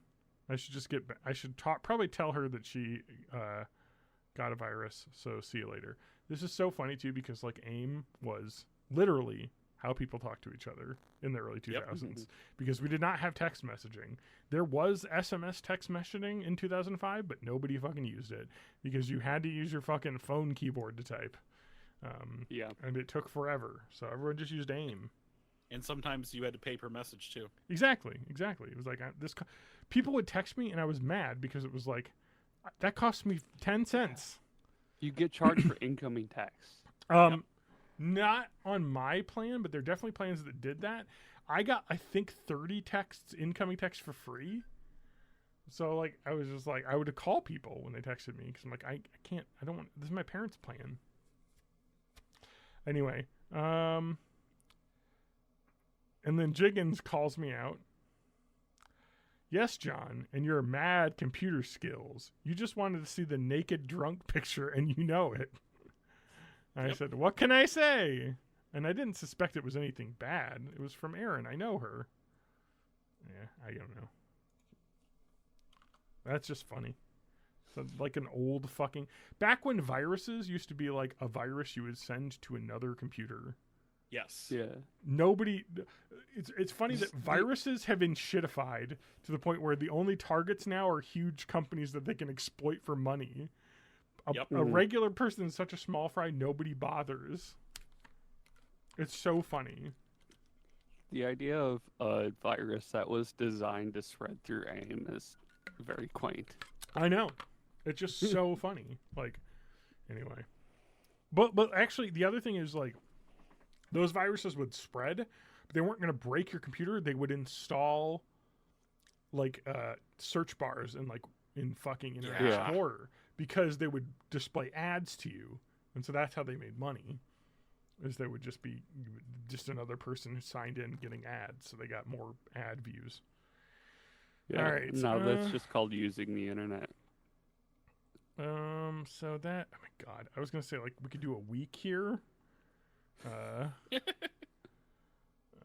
But there's like 7 more posts in this week, so we're gonna end it there because I got a couple big posts. So anyway, Mission Risk. I don't even remember who I played Risk with. I think I remember. I think it was some girls. I don't remember what Mission Risk is. So Mission, you have to get like just one. Well, you explain it. Yeah. So Mission Risk, as I remember it, I'm not going to ruin the podcast and look it up on the internet, but I'm going to recall what it is. And I think TJ has probably played this version. Before. I haven't played Mission Risk, but so Mission Risk is like you got mission cards, that were secret to you, and it would be like conquer countries X, Y, and Z, and then you win the game. Okay. Or it'd be like that vaguely rings a bell. Or it'd be like conquer all of Asia, and that was, and you'd have 3. You know what I mean? So there's lots of different ways you could do it. And the other ones would be like have X number of troops on this spot, stuff like that. And so everyone kind of was trying to figure out what people were doing based on their actions. Like, oh shit, do you have the Europe card? Like you're going for Europe, So you'd be like kind of like trying to like not play your hand too hard, with what you're exactly trying to do. But yeah. And then there's, what's the other version of Risk? The one with like stickers. Oh, just like in board games in general, like stickers are like, I can't remember what it's called, but yeah, it's like a permadeath version basically. Yeah. So it's like a Risk Legacy. That's the name. Yeah. I guess it's more like a roguelike. No, so like Risk Legacy is like each time you play a game, it changes the map like permanently, and then you play it the there's next a time. pandemic version of that. Yeah. So there's definitely board games like that where you can like where it like constantly changes, and you like you change like borders of countries and stuff, like based on like that. So, yeah. So it's Risk Legacy. So yeah, there's some cool versions of Risk, but Risk kind of sucks as a game. I never really liked Risk.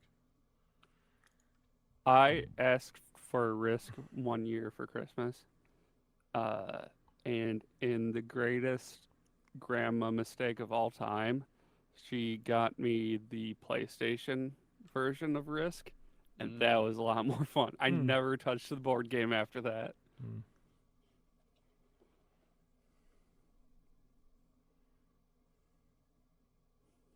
I'm just looking at the Legacy gameplay.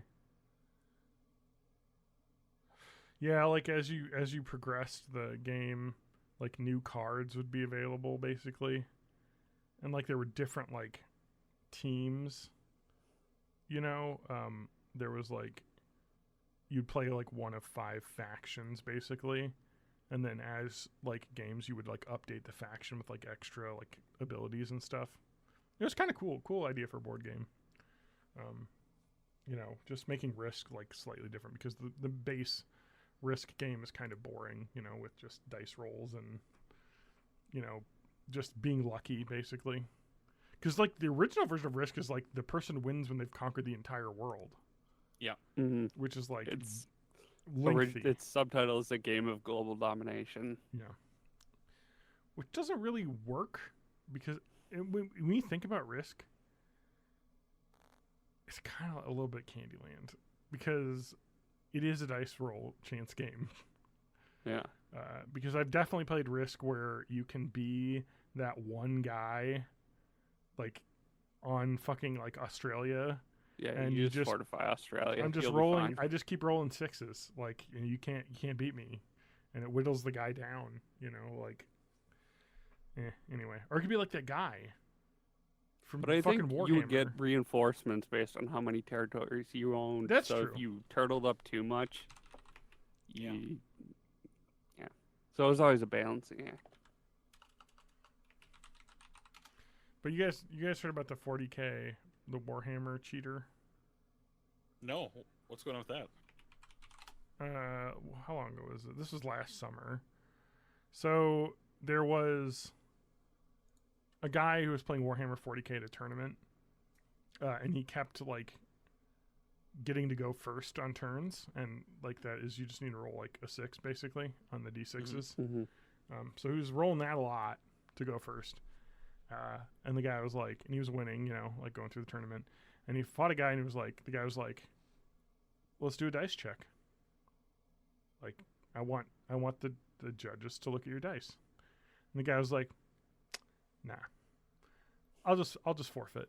I don't want you to look at my dice, which is the most suspicious thing you could imagine. Yep. Yeah. And they're like, no, actually, you were in here and you beat all these other players, so we need to look at your dice, or else those games could be forfeit too, and it affects the whole tournament. You know, shit like this. And the guy's like, fine, look at my dice. I have to go to the bathroom. Goes to the bathroom. You just hear the Simpsons slam. So no, he comes back in the bathroom. I don't have any dice. I don't know what you're talking about. Oh no. He flushed his dice. Funny thing, someone went into the toilet, and there were 2 dice sitting in the bottom of the toilet that did not flush because they were weighted dice. It's amazing. So the funny part is, I guess these are pretty common, like weighted dice thing, where you have weighted dice where you have one of them always rolls a 6, one of them always rolls a 1, basically. And so when somebody wants to look at them, you roll the one that rolls a 1. Like, see, rolls a 1. But Yeah. then the other one always rolls a 6. And that's like doping, you know, like in like the like in bicycle racing and stuff, where it's not like a huge like game-changing winning advantage, it's just a slight advantage because you just have a couple of those always 6ers in your pool of dice. Mm-hmm. You're just gonna get higher numbers most of the time. You have a couple 6s that show up out of 6 dice every once in a while. People are just like, he's just rolling pretty good, you know. That's how it is. But yeah, so yeah, if you flush those 6s. But the funny part about it is that somebody took a picture of it. Let me look at the images. So if you look at the image, there's 2 dice in the bottom of the toilet, one with a 6 and one on a 1. Just so amazing that you fucking did this shit, like, at a tournament. At a fucking 40K tournament. Like, Jesus Christ, man. So I love that, yeah. So apparently it's a decently common thing to buy loaded dice. Should use them for D&D. What's the point then? Anyway. I can't remember what they were called, but there's fair but irregular polyhedral dice that people are 3D printing and stuff. I know that's where I heard about it. But they're like these dice that look like they cannot possibly be fair, but like mathematically they are. So you have like sides that are bigger than other sides, but like since they're like thinner, even though they're bigger. But the way it's like symmetrical, the way it's morphed, so with that. So that always has a chance of being the top, regardless. Yeah. That's amazing. Yeah, I love that. I have 3D printed a couple dice, which is kind of fun, just to print like D6s and stuff, or D8s or D12s, like much bigger. But I mean, they should be fair. I mean, they're probably not like, but they're as fair as like any like fucking cast die would be. You know what I mean? There's always going to be slight imperfections. It's not like when you 3D print a die, it's going to be bigger on one side. Although technically, I guess it could be, because you usually put multiple layers on the bottom. and you don't put more layers on some of the other sides. But the plastic Yeah. is so light that I don't really think that's going to make a difference, because the top layer usually gets extra layers too. Depending on how it'd be you the might get top one or and two bottom extra layers. versus the walls being different. Yeah, but even so, Yeah. it'd be so minor, especially if you like go in with a paint pen and paint in the numbers and everything. It's gonna change the weight more than that thin layer of PLA would. So it probably would. Really heavy paint. Lead paint on one side. Yeah. So I can always roll 20s. Anyway, that's our lives. Anyone have anything before we end? 5:05. Going to C2. I mean, by the time this comes up, I'm going to C2E2 probably in a couple days. But Wow. From Dave recording, it'll be about 3 weeks from now. Yeah, I have to put out 5:03. Yep. I have that one mostly edited. That's going to go out tomorrow afternoon. So we're like 2 By the behind. time this comes out, I will have probably emerged from my vault and my cryo sleep that I'm going to be in until the Fallout TV series comes out. Oh yeah, that's like really soon. Mm-hmm.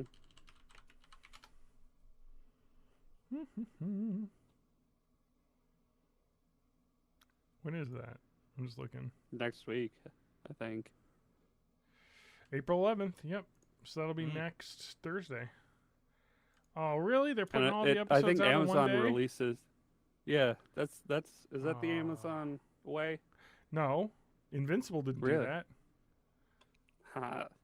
It's really only Netflix that like push that. Other services will still do weekly, but apparently they're putting them all at once, which I really dislike. But whatever. Yeah. I like being able to It's have that- like weekly discussions with people about a show, but It's whatever. at the point in the hype cycle now where they've done like preview showings for various Yeah. Fallout people, Mhm. and so I don't want to hear what they have to say, and everything else is just pointless like fan theories that have no basis. Mhm. So Anyway. Yeah. I'm very excited. Yeah, me too. I hope mean, it's it not looks pretty terrible. good, and I've heard the previews seem to be good. But then again, previews always are good. Yeah. Like, Well, I don't know. It's just cool that they're committed to doing like a bunch of physical stuff to the point where I realized that in the trailer, like it shows the Brotherhood of Steel doing some jetpack stuff, and he's using like those actual rockets that you hold with your hands that you may have seen on the internet. yeah, It's just I wild. think it's really cool. I think I shared it to the Discord, but I watched the series. That was this YouTube guy who works for a VFX company, just kind of ranting about how studios are trying to push like, there's no VFX in this. Is not true ever. Mhm. That no VFX is now just code for invisible VFX. Yeah. Yeah. Like there's obviously, so like those shots probably definitely have a lot of cool practical stuff in them. But there'll Yeah, be I so mean, he's much definitely on a wire rig too. Exactly. But I mean, there's so much CG. Like, because they were talking about, like, was it the Top Gun Maverick movie? They were talking about, like, yeah, this is all real planes. Like, we flew it and everything. And like, yeah, but they were not flying like fucking F-18s. They were flying the trainer planes that they digitally painted F-18s over them in them. So the planes you're looking at are all completely fake, and all of the cockpit interiors are completely fake. You know, it's like, so yeah, they flew them, but it's still all CG. Like, and then there are planes that are in the movie that don't exist. You know, there's like all this shit that's obviously fake, and it's like, yeah, it's just like, I'm mostly excited about the practical effects and props and That's- stuff because it means that Adam Savage will Yeah. like tour the set or Yeah. something. that is the thing that I Like- think that I think is more accurate. What people should say is, I'm not someone who's like, I hate CG. I'm someone who says you should use more practical effects when possible. Yeah. Because I think practical Just so effects that are more nerds fun. can go like have a thing to look at. Yeah. Yeah. I mean, it was a really funny, like, the video series is really cool because, like, he goes through, like, the Fast and the Furious movie where, like, one of them, there's, like, a big metal, like, ball rolling around, like, a city that's, like, Yeah, it's a safe. It's like a vault that they've stolen. yeah, but there's the one in Fast 5 where they're dragging a vault around, but then in one of the later ones, there's a perfectly spherical vault that's like rolling around like an Italian city or something. And they're like, yeah, we rolled a ball through the city and everything. And like, they did, but they completely replaced the ball that they had with a CG ball that looked cooler. Like, so yes, there was practical effects, but you're looking at a fake ball because of course we use CG because people are like, and then people are like, that's real. I'm like, no, it's not. It looks good. The dirty secret is sometimes CG looks more real than a real prop would. And I think the thing is that you need to like understand, like, there are movies that overuse CG, you know, obviously, and then there are movies that use CG in the right way to augment, and that's kind of the whole point of the videos. Like, CG should be used to augment the physical performances, not replace entire locations and sets. And speaking of performances, like, physical stuff can make it a lot easier for the actors to like have a shared idea of what's going on. Yeah, exactly. I mean, you look at the Jar Jar Binks, you know, in he's a completely CG character, but that guy who voiced him played him doing all the lines on set in a weird costume. You know what I mean? And it's just because that's better. You know, you want to have that. You need Sean Gunn to be a stand-in Rocket Raccoon. Oh, I was about to say, because they did Rocket Raccoon like stand-in stuff like that. That's important. I mean, I don't think it was Bradley Cooper, right? It was Sean Gunn. Who did like the voices and everything. Yeah, because Bradley Cooper, of course, too busy to show up for the actual filming, but whatever. I mean, regardless, I mean that's the important part, you know. Like, and yeah. So anyway, CG is great and really cool, but practical effects are also really cool. So it's really cool when your movie uses both of them in a really cool way. Yeah. This is like crazy, but you should use all of the tools in the way that they work best to make the best final product. Yes. You don't use VFX to fix shit that you didn't do correctly. You should use physical things to do things correctly and then digital effects to make them look even cooler. That's the whole point. Anyway. So everybody watch Godzilla -1. I have not seen that, but it's on my to-watch list. Fucking good. I'll have to watch that when it comes out on streaming because they won the Academy Award for VFX. A pretty small crew too. So, all right. Well, thanks for listening to episode 505. Bye, everyone. Bye, everyone. I don't.